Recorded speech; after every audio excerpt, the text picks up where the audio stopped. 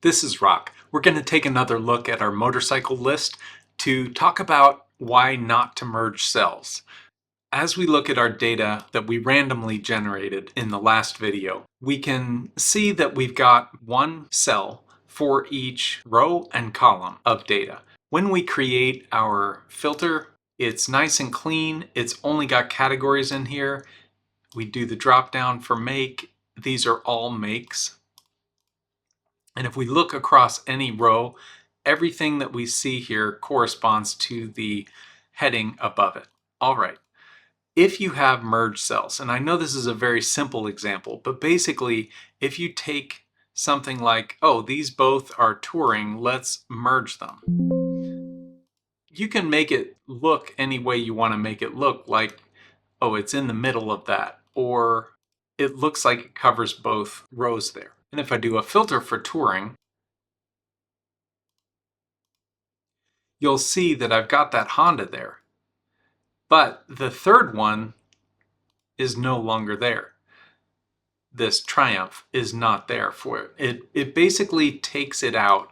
Even though it looks like it's covering both, it's not really covering both. It's only applying from a data perspective to cell G11, not G12. And the same goes for if you tried to do something like this across here. Merging cells only keeps the upper left value and discards other values. Often when people are creating forms, etc., they're trying to make it look a certain way or have a certain number of characters available that are visible. So there are different reasons why people might make Excel forms or spreadsheets have merged cells. I can see the arguments for it. Really try to avoid it though if what you're trying to do is maintain a set of data.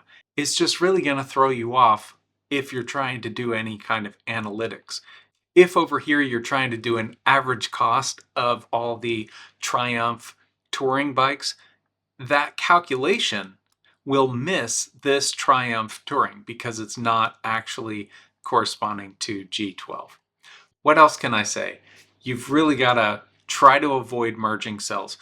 The only reason I have this merge cells icon here in my Rock customized icons ribbon is so that I can unmerge cells that people have merged. I find when I pull data sets together and I'm doing analysis on it, if I have a problem and I'm wondering why am I having a problem, often it's because somebody had a merged cell in there. So just don't do it. Keep things nice and clean. Avoid the merged cells. That's my video about not merging cells. Next, we're going to look at avoiding skipping rows in data sets. See you then.